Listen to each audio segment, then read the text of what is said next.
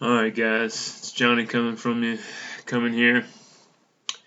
I just messing around with this software here. I just spent 30 minutes talking to my computer trying to record this video. Apparently it didn't work. Apparently it didn't record. I don't know if it's recording right now. You can't really even tell if it's recording. I don't know. Maybe I'll talk for another 30 minutes to my goddamn computer. And you guys won't ever see it because it's not recording. So let's try this again. So what I said the first time around was, maybe we should talk about some coronavirus contingency plans. What if there's an outbreak? Let's say we start the season, everything goes fine, maybe 9 games in, there's an outbreak to cancel the season. Do we just name the champion as the best record right then? What do we do in those kind of situations? Let's say we get 3 games in. What do we? That's not enough. It's not a big enough sample size. So what do we do with that? These are questions I want you guys to kind of think about. And some of the rules changes. Do we need rules changes? Some of the things that they were talking on a podcast that I was listening to that was kind of interesting was. Let's say your quarterback's going into like the Sunday night or Monday night game, and then an hour before the game, he's got a fever. He's not going to play. He's got coronavirus. I guess in our situation in our league, you just pick somebody up. Maybe PJ had already predicted the future. He knew this was coming. It's Nostra fucking PJ ass, whatever you call it. He made the emergency roster move. And he knew that, at some point, coronavirus was going to strike our nation, and we would need the emergency roster move when our quarterback had been stricken with this terrible disease. So, I don't know. Think about those kind of things. Throw them in the comment box. There's no comment box. You guys, I don't know. What are we talking about here? I'm completely off the rails. I'm so fucking pissed off that I lost the first video that I recorded. But that's kind of irrelevant at this point. So let's jump right into the first video. Was damn good. The fact that it was lost, I'm pretty sore about, because I really felt like it was the best. It was, when Trump said he made that call and it was the perfect call. The video I just recorded was the perfect video, and unfortunately, because this software just fucked me in the ass, it's never to be seen by any eyes, because I don't know. I ran out of my free trial on the other one, so here's another free trial. I don't know. But anyway, let's just jump into Bubba's team. Matthew Stafford, he's a hell of a quarterback. I did a damn good job of explaining him earlier, but let's explain it again, because you guys didn't see any of that, and you're already sick of me bitching about that, I'm sure. But Matthew Stafford, he started his career. He was kind of broken, kind of fragile, but then he became a decent quarterback. Last year, he was on pace as kind of a top 5 quarterback. Not really his MO, but I'm buying him at 75 cents. And if I was Bubba, I might ride him with whoever I could get in the auction instead of paying $3 to Tom Brady. Bubba won't listen to me, but that's what I would do. So at this moment, now that we brought Tom Brady into the conversation, I want to come over here and so apparently Tom Brady was in some golf match where he split his pants and he looked ridiculous in there, comparing him to SpongeBob SquarePants here. So nervous that this is not recording. That's what it said last time, you liar. Alright, so that's enough. You can go away now. So they compared him to SpongeBob. I don't know, he looks ridiculous. This is the guy. This is the guy you're paying $3 to lead your fantasy team. Come on, Bob. You can do better than this. He's a guy who kisses his son while he's being massaged. Really, I mean, look, the internet's just completely ridiculing him here. And the fact that he's being massaged here by, in my estimation, a guy who appears to be former Tennessee head coach Butch Jones. I can't calculate here. What is going on here? I don't know. I don't know. Let's just get back to the team here because we're off the rails. Eli Manning, he's retired. We're obviously cutting him. Running back, Derrick Henry. Everybody on Twitter, on the podcasts I listen to, want to discount Derrick Henry. He doesn't catch passes. He was on the bench at the end of the game. Blah, blah, blah. I don't care. Derrick Henry is a hell of a good running back. Give me him all day long for $385. Josh Jacobs of the Raiders.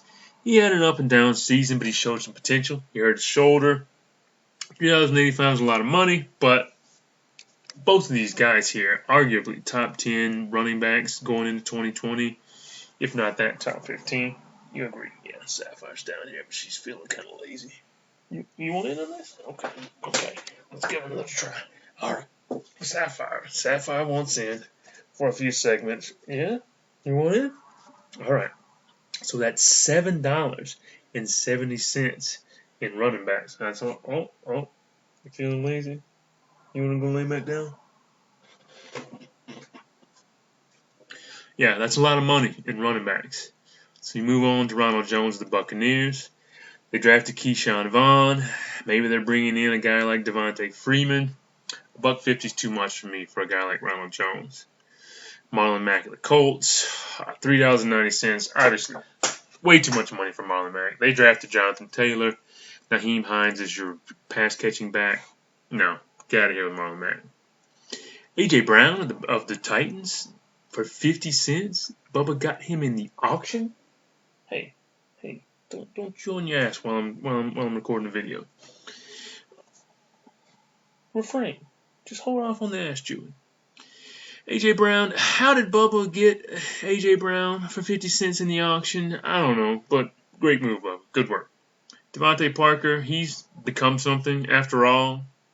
Bubba got him off the waiver wire for 50 cents. Outstanding work. I predict both of these guys to be outstanding in 2020. So, surprise, surprise, after Bubba has sucked shit for many years, he's got a good quarterback, 2 good running backs, 2 promising wide receivers, and right now we're kind of looking like we can spend some money on wide receivers or trade or something. We're looking good. We're looking good. Deshaun Jackson, 50 cents. I don't know. Does he have anything left in the tank for 50 cents? I might keep him around. I don't know. Marquez Valdez-Scantling with the Packers. I don't know who's going to catch the ball. Devontae Adams is going to catch the ball is the answer. But outside of that, they didn't draft anybody. They're trying to piss off Aaron Rodgers. Valdez-Scantling, Alan Lazard.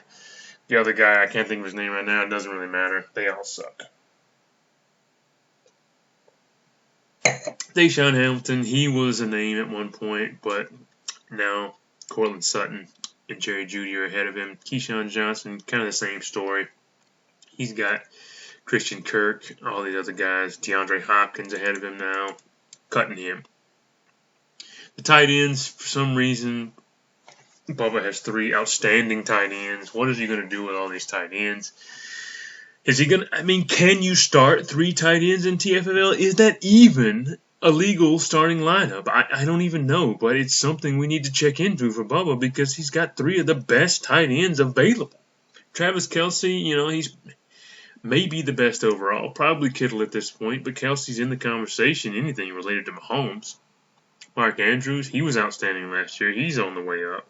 Rob Gronkowski, we're thinking for the next year or 2, he'll be with Brady in Tampa Bay and looking good.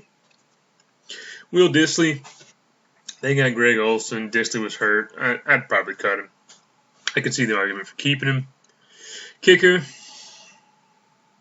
I'm not, of the analyzing kickers variety, but I'm even giving franchise rate to Zuerlein. Legatron is with America's team now. Give him 55 cents is an excellent fantasy option, along with Tucker, perhaps the best fantasy option over the last few years. Gives you 11 offensive players at $13. That's giving you $20 left to spend. I'm loving that situation. Moving on to the defense, Grady Jarrett of the Falcons. He's a fat guy, but I looked at the stats. I had the stats on an earlier iteration of this video, but it's long lost. So trust me, he's a fat guy that can put up stats. I'm keeping him. Eric Armstead, fat guy can put up stats, keeping him. Kenny Clark, fat guy can put up stats, keeping him. Marcus Davenport, for $1. He was my guy for a while, but he's been injured. He's in a rotation.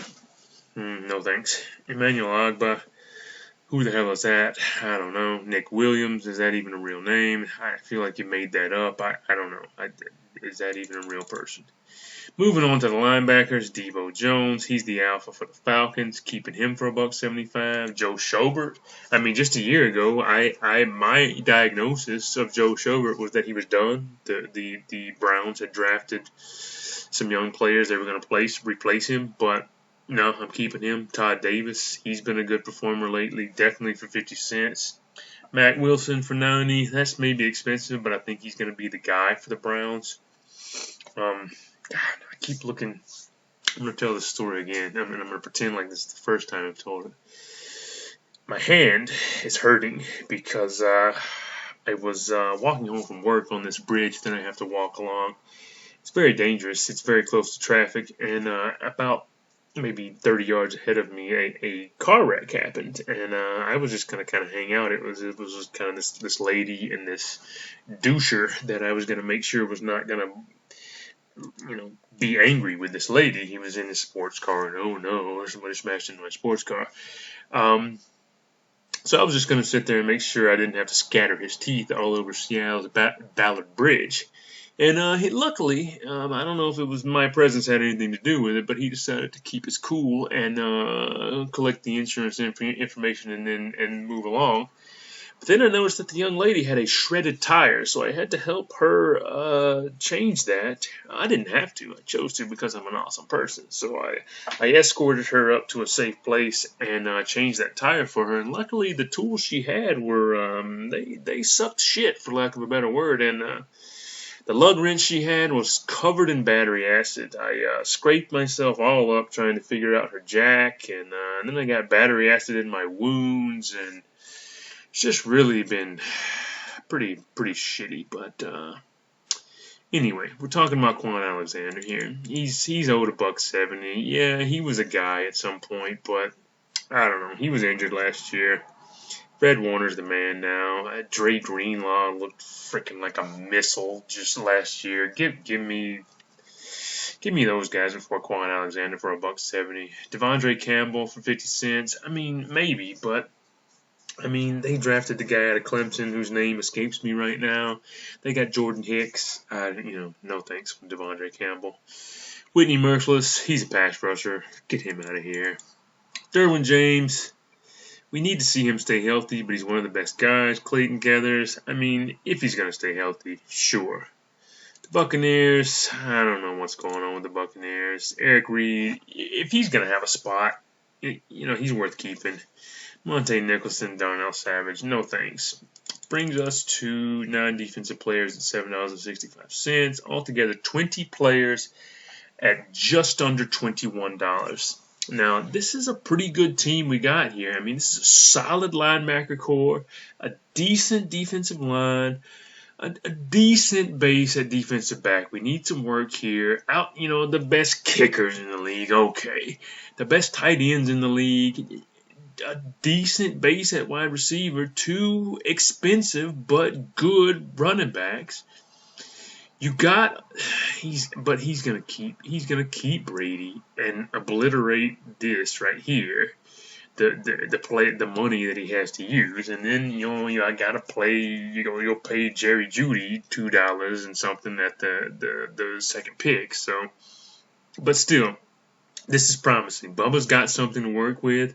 I love this money situation. I love the outlook of Bubba's team.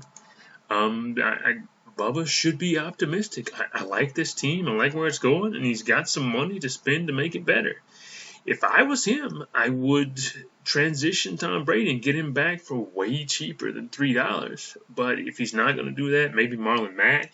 I mean, somebody's got to run the ball for the Colts. I mean, we're handing it to Jonathan Taylor, but I'm not so sure. The rookie picks he has, he's got 1.02. I mean, we can't even consider him for a running back because he's spending $8 for running backs here, so it's got to be wide receiver, really. like a CeeDee Lamb or Jerry Jeudy, unless we want to get nuts and draft Tua. Now, if you guys would listen to me and we could make this a super flex league, then Tua would be hugely valuable right here, and he would be the obvious pick. But you guys don't want to listen to me. 2.02, still going to be some good players left. Sorry, I know it's kind of short fused in this video, but this is like the third time I've tried to do this. If this doesn't work, I'm just gonna blow my brains out over here.